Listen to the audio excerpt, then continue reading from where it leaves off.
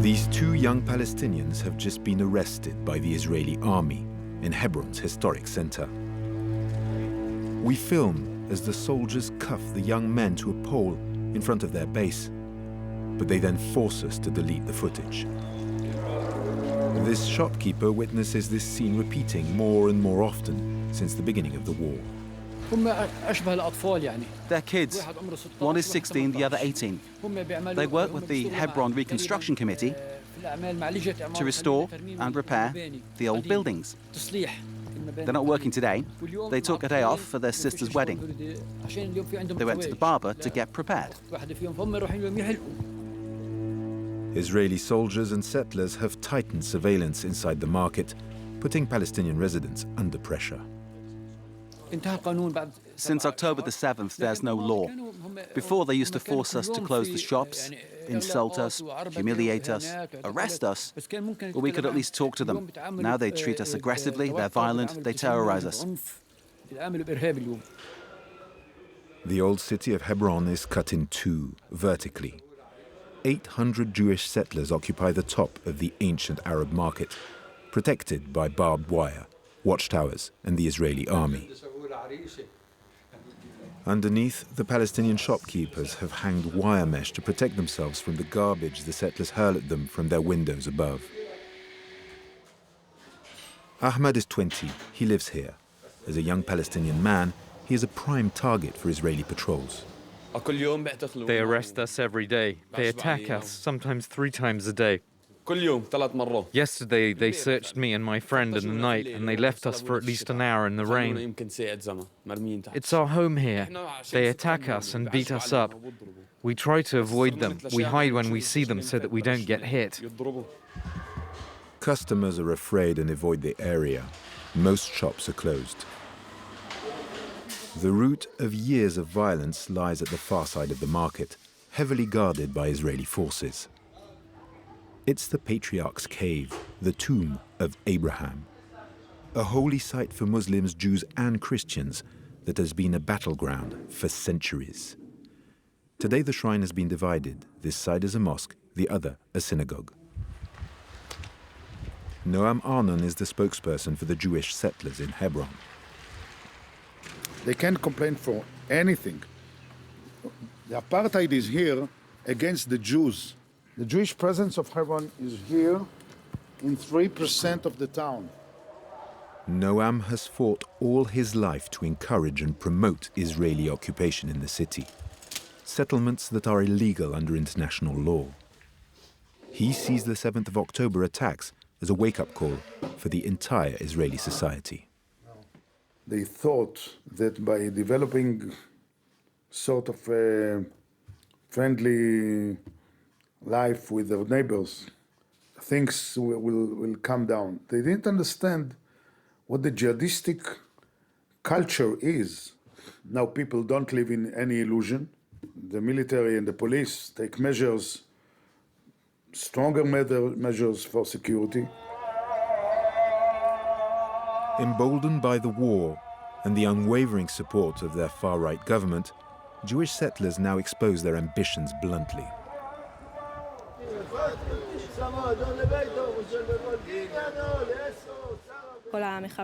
They're all terrorists. Even the Arabs that appear the most harmless are terrorists. So if we don't stop them, what happened in the south can also happen here or anywhere else in the country.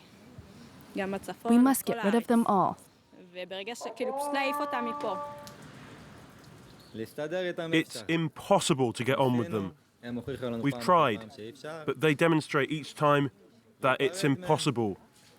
We must separate from them, find solutions for them, maybe find countries that could take them in.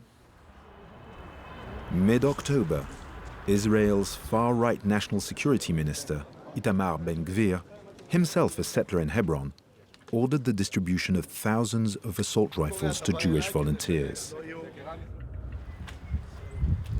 Issa has witnessed the rise of settler violence firsthand. He is an activist with Friends of Hebron, a local Palestinian rights group. He gave us this video filmed a week after the beginning of the war. A group of settlers dressed up as soldiers are patrolling the street to force people into their homes.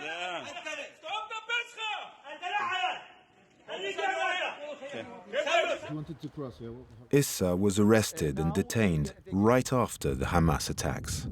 10 hours handcuffed, blindfolded, and even gagged, you know, by the soldiers and settlers in an army uniform in October 7.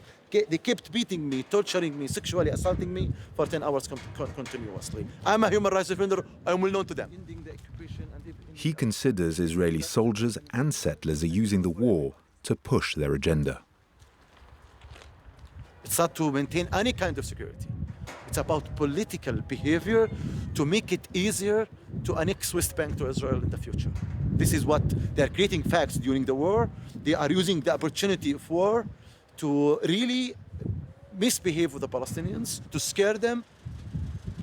After our interview, Issa rushes off to this checkpoint. To reach his home, he needs to cross it before the Israeli soldiers lock his neighborhood down for the night.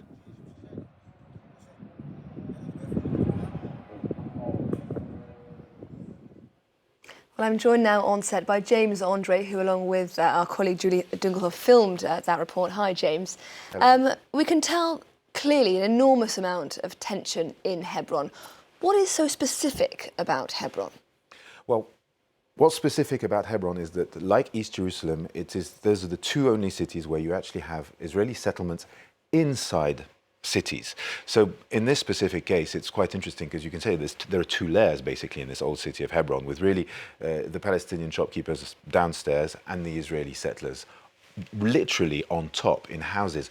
Now, Hebron is very special because it is home to the Cave of Patriarchs, which we see in that report, which is the tomb of Abraham, which is, of course, a very important, prophet in both Islam and for the Jews. So it has been a place of tension for centuries, literally. I mean, if you just wind back for the 20th century, you have till 1929, you had Jewish families living in Hebron with a majority of Arabs.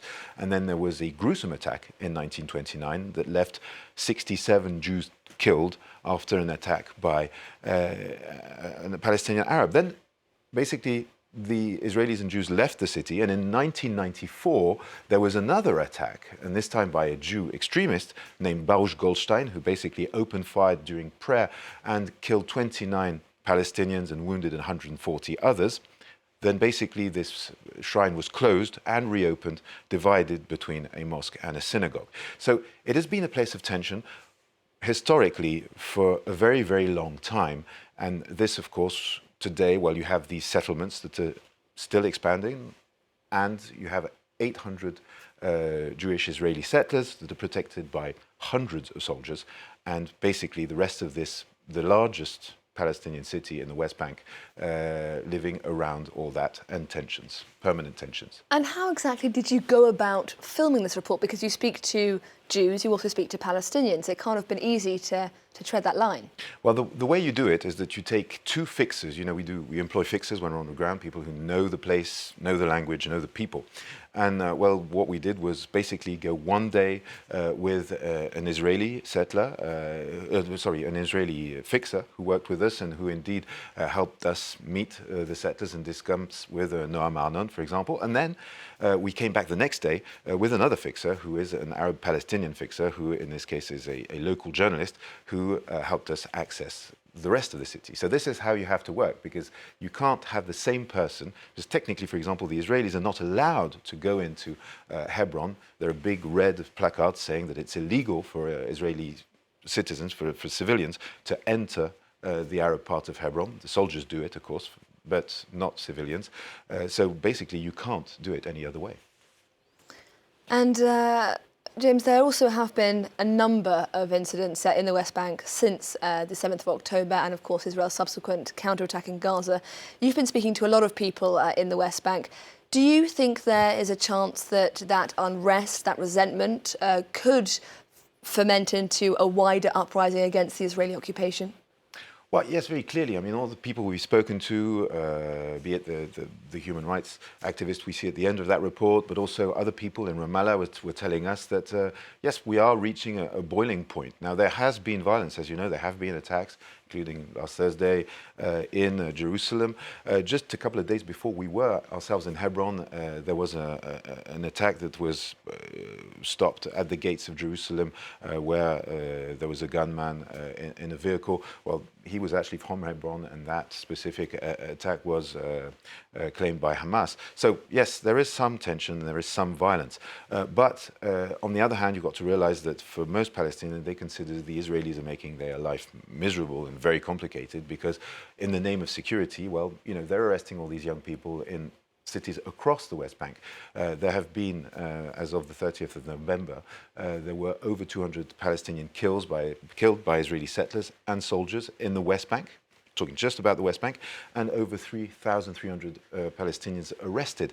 Now that, of course, is putting a lot of pressure, a lot of tension, and, well, there is a problem with the economy as well, because since the beginning of the war, we've had a situation where the Israelis are no longer delivering permits for Palestinians to go and work on the other side of the demarcation line, and they are impairing freedom of movement. Now, I'll give you an example in Hebron. Basically, the Israeli soldiers have put checkpoints all around the city, and they're closing and opening randomly various gates, and that creates huge traffic jams. Here is what people had to say one day where we were there, waiting to get through these checkpoints. Yeah, check where are you go, what you have in your car. Just this is our life. I have to go to hospital as a medical supply in Beit Lahan. Since more than 2 hours, I am waiting for nothing. This is the way they are treating us. I think next time they will put a cross on the front of our each home or each house. I give up for today. No work for me. It's not worth it. So there you see this truck basically just turning around because it's too difficult. Now, you've got to realize that the permit situation, for example, that's $400 million per month not entering the West Bank. There's also the taxes, because with the latest peace accords, which is temporary, the Israelis collect the taxes for the Palestinian Authority.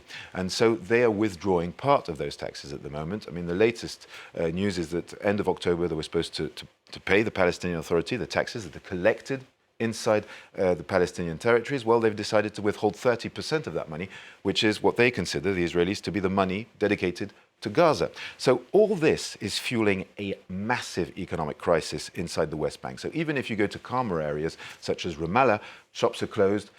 Shopkeepers are telling us their turnover has gone down 50%. And basically, yes, we are reaching a bit of a boiling point.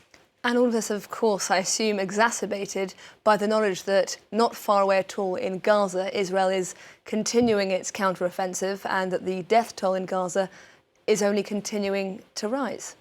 Absolutely. Everybody, of course, tells you about how they feel about Gaza and what's going on there. They're feeling that they're being abandoned by everyone, basically, the international community. They feel that it's become very difficult, for example, also for human rights activists to work in Hebron. So they've kind of, disappeared or a lot less visible. And basically they feel that, yes, that they're being abandoned by everyone, including the Arab states. So there is this sense of total despair that is setting in with the economic crisis on top, with these arrests and killings by settlers, and this feeling that this is all going nowhere. So we spoke to people who are telling us, well, at any time things could boil over. There have been protests. There are protests on a regular basis in the West Bank, some of which have degenerated with, for example, the Israelis using drones to send tear gas on these protests. And, well, people telling you that if this is to last, at one stage things are going to get out of hand. And with one of them pointing out that, indeed, one of the difficulties is that the Palestinian police for now is keeping a lid on the situation, but their salaries are not being paid at the moment due to these tax knots coming in. So it's a very, very explosive, tense situation in the whole of the West Bank. James Andre, thank you very much indeed. And you